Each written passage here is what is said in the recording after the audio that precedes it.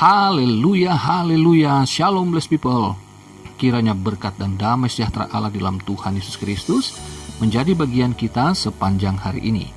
Kembali bersama saya, Pendeta Theodorus Daruma Berkat, House of Blessing.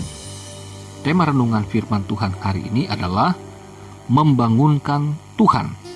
Terambil dari Mazmur 44 ayat 24 sampai 27. Begini firman Tuhan. Terjagalah, mengapa engkau tidur ya Tuhan? Bangunlah, janganlah membuang kami terus-menerus. Mengapa engkau menyembunyikan wajahmu dan melupakan penindasan dan impitan terhadap kami?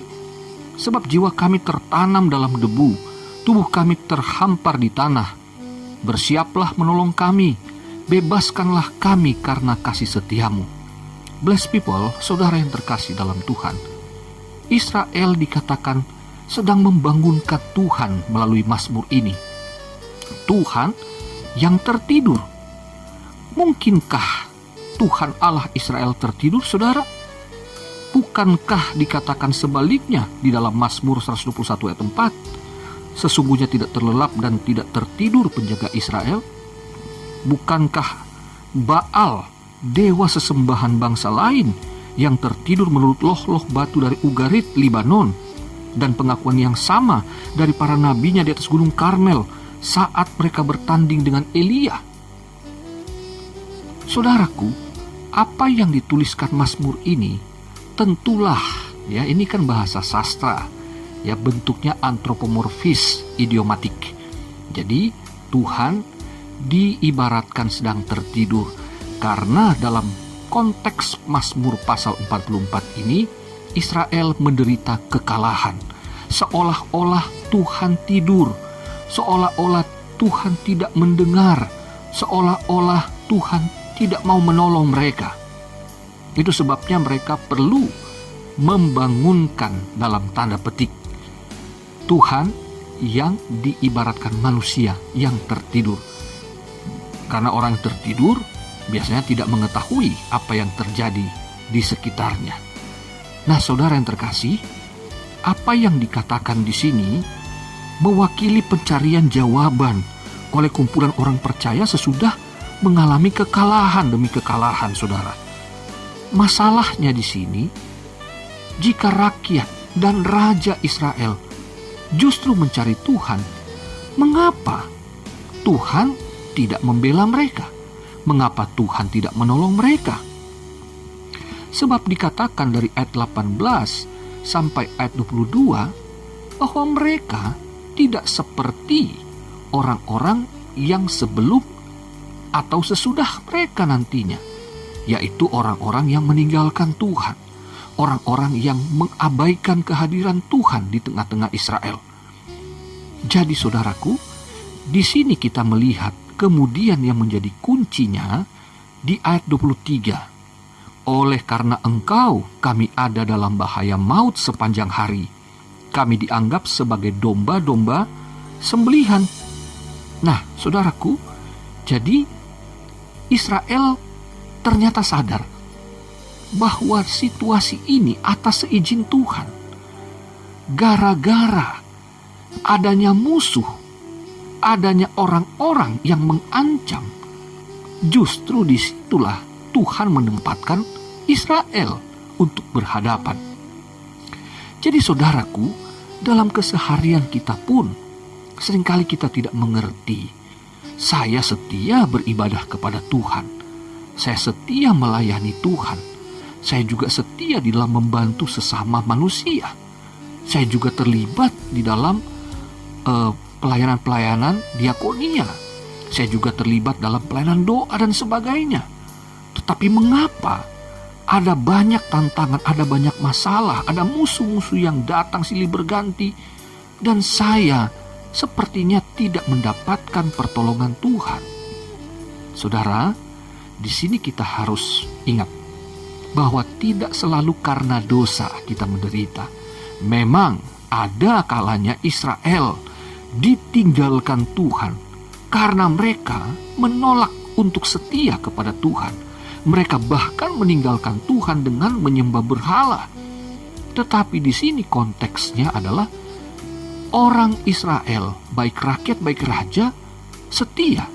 Mereka menyembah Tuhan, mereka beribadah kepada Tuhan, mereka berdoa. Tetapi kenapa? Ternyata karena Tuhan memang mau mereka berada pada situasi itu, supaya mereka yang pertama belajar untuk tetap percaya meskipun mereka tidak melihat tangan Tuhan terulur untuk menyingkirkan musuh pada saat itu. Yang kedua, supaya mereka belajar berperang. Mereka tidak menjadi anak-anak manja yang selalu kalau teriak segera pertolongan datang.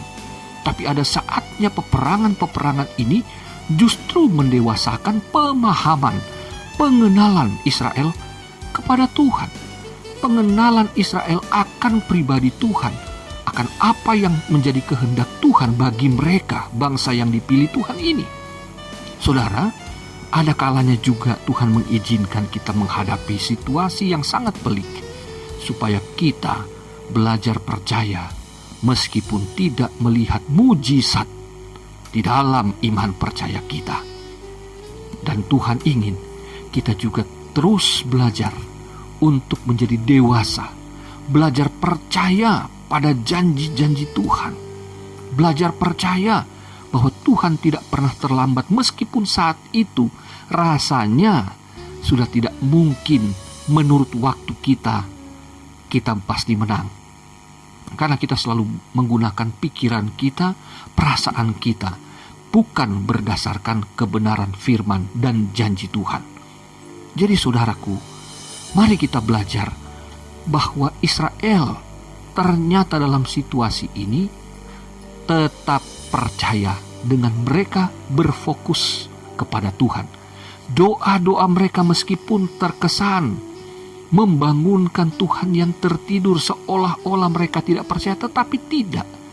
Ini menunjukkan justru mereka percaya adanya Tuhan. Maka mereka menggunakan bahasa manusia. Kalau pahlawan itu sedang tertidur, bangunkan supaya dia berdiri bersama-sama dengan Israel untuk berperang. Jadi saudaraku, di sini sesungguhnya apa yang dikatakan bangunlah, sesungguhnya ini adalah seruan peperangan. Ini mengingatkan saya kepada doa yang berkalimatkan istilah militer, saudaraku. Jadi panggilan agar Allah terjaga dan membangunkan dirinya sendiri bukan berhubungan dengan tidur, melainkan aksi militer yang serupa dengan yang ada dalam nyanyian Deborah dalam Hakim-Hakim pasal 5 ayat yang ke-12, atau pada saat barisan Israel maju berperang dikatakan dalam Bilangan pasal 10 ayat yang ke-35. Ini seruan-seruan militer. Ini adalah ucapan-ucapan peperangan yang penuh semangat. Jadi bukan dengan maksud yang sebenarnya bahwa Israel meragukan Tuhan, Israel menganggap Tuhan benar-benar tertidur. Tidak. Jadi ini tidak bertentangan dengan Mazmur 121 ayat 4 tadi, bahwa mereka percaya Tuhan Allah itu kalau dipanggil, dia pasti turun tangan untuk membela. Haleluya.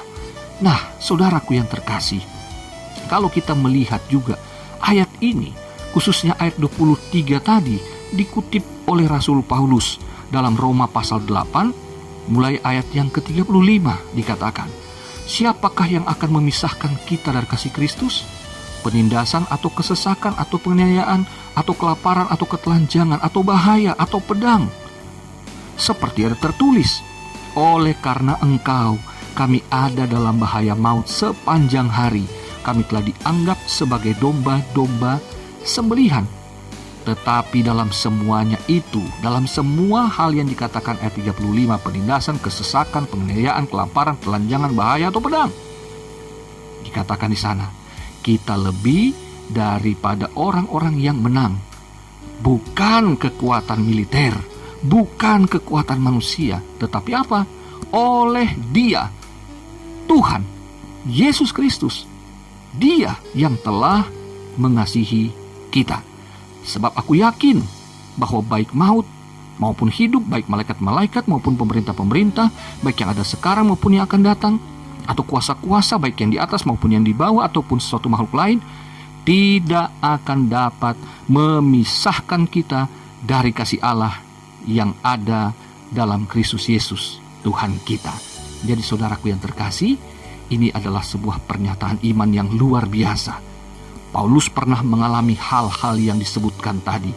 Namun demikian, ia tidak dapat ditundukkan oleh musuh-musuhnya. Paulus tetap bersemangat memberitakan Injil. Paulus tetap berjuang untuk terbukanya jalan Tuhan bagi bangsa-bangsa. Dia tidak takut karena dia percaya semua kesulitan yang Tuhan izinkan itu justru akan memperlihatkan kuasa Tuhan yang ajaib akan tiba tepat pada waktunya, membela dia, dan akhirnya Kristus diperkenalkan, Yesus Kristus dinyatakan, diakui sebagai Tuhan dan Juru Selamat. Demikian dengan hidup saudara dan saya. Hari-hari ini kita menghadapi situasi yang sukar dan sulit, pelik seperti apapun, bahkan mengancam nyawa. Jangan takut dan khawatir saudaraku. Kita berada pada posisi ini asalkan bukan karena dosa kita, tetapi karena hubungan kita dengan Tuhan, karena kesetiaan kita kepada Tuhan. Justru kita menghadapi masa-masa yang sukar. Percayalah, Tuhan tidak tinggal diam. Cukup kita berseru, memanggil nama Tuhan sebagaimana Israel yang mengakui Allah pasti memberi kemenangan karena kasih setianya. Kasih setia itu dinyatakan di dalam firman Tuhan yang dinyatakan oleh Paulus tadi, bahwa gak usah takut, karena kita tidak mungkin dapat dipisahkan, dikalahkan oleh segala ancaman apapun, karena Kristus di dalam kita, dan kasih Allah itu menaungi dan menguasai hidup kita sepenuhnya. Selamat beraktivitas, selamat berjuang. Tuhan Yesus mengasihimu, Dia pembelamu. Haleluya, blessed people.